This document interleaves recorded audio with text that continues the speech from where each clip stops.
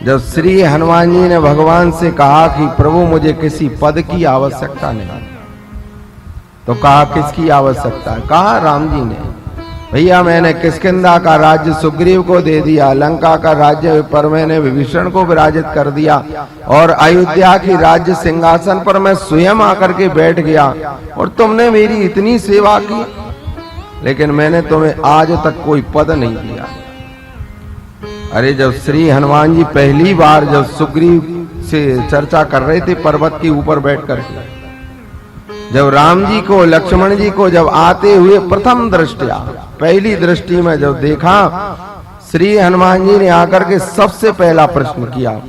क्या कह रहे हैं श्री हनुमान जी? जब श्री हनुमान जी आए राम जी के पास में, हनुमान नाटककार तो कह रहे हैं किम पुरुष व्याघ्रो भुवन भास्करो, लेकिन गोस्वामी तुलसीदास जी ने क्या सुंदर भाव लिखा। अभी कोई चर्चा नहीं हुई, सुग्रीव ने तो कहा जाओ जाकर के देख करके आओ, शायद मुझे मारने के लिए योद्धाओं को पहुंचाया गया है, जाओ जाकर के तुम परिचय पूछ करके आओ।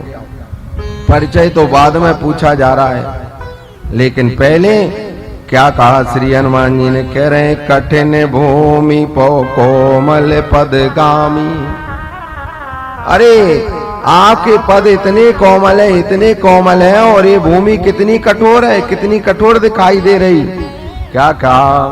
कह रहे हैं कठिन भूमि कोमल पदगामी, कवन हेतु विचरई वन स्वामी। वन स्वामी का किस कारण से आप विचरण कर रहे हैं? पहला जब प्रश्न किया तो उन्होंने पदों की चर्चा को स्मरण किया।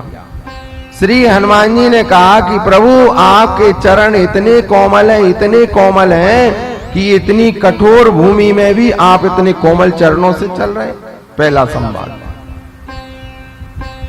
तो राम जी ने कहा बाद में, अयोध्या की जब राज्य सिंहासन पर आकर के बैठ गए, कहा भैया मैंने सबको राज्य दिया, सुग्रीव को राज्य सिंहासन पर बिठाला, विभीषण को बिठाला, वनों में रहने वाले उन कुल भीलों को भी वनों का राजा बनाया, और रही बात तो मैं भी राज्य सिंहासन पर आकर के बैठ गया, लेकिन आज तक तुमको किसी पद को प्राप्त नहीं कराया। तो कहा कि ठीक है, पद की आवश्यकता है। तो राम जी ने कहा कि हनुमान जी ने कहा कि नहीं प्रभु मुझे किसी पद की आवश्यकता नहीं। क्या चाहिए? कहा आपके पदों में मैं पड़ा रहा हूं, यही मेरा सबसे बड़ा पद है। और जिन्होंने आपके पदों का आश्रय प्राप्त कर लिया है, अब उसे किसी पद की आवश्यकता है। जब संवाद बहुत ज्यादा हुआ उस तट के ऊपर, तो लक्ष्मण जी देख रहे, ये तो सभी लोग कहते हैं कि आपके चरण इतने कोमल हैं, लेकिन आप पैदल होकर के भ्रमण कर रहे हैं, ऐसा वैसा दुनिया भर की बात।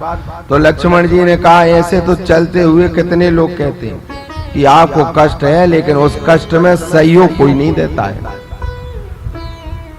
जैसे किसी के ऊपर आपदा आ जाए, विपदा आ जाए, तो सब लोग कहते भैया बुरा हुआ, ऐसा नहीं होना था, वैसा नहीं होना था, लेकिन सहयोग कोई नहीं करेगा।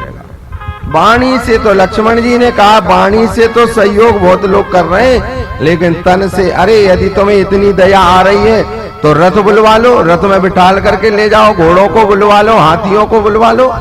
जब तुमको राम जी के चरण इतने कोमल लग रहे हैं, तो श्री हनुमान जी बात को पहचान गए। श्री हनुमान जी ने कहा प्रभु मुझे पद की आवश्यकता नहीं है। कहा पद पर बैठने के बाद व्यक्ति अभिमानी हो जाता है। यदि व्यक्ति समाप्त भी हो जाए, लेकिन वो पद छूटता नहीं है। इस देह से प्राण यदि जीव के निकल गए हैं, निकलने के बाद भी पद पीछा नहीं छोड़ता है, फिर भी लगा रहता है भूतपूर्व सरपंच। कहा ये जो भूत पद है, कहा ये ही अभिमान है।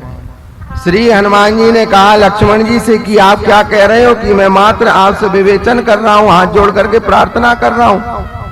श्री हनुमान जी ने कहा पद यह है, आप अपने श्री चरण मेरे पृष्ठभाग पर रखो, पीठ पर रखो, और मैं आपको उड़ा करके लेकर के जाता हूं। तो लक्ष्मण जी ने कहा इससे अभिमान नहीं होगा।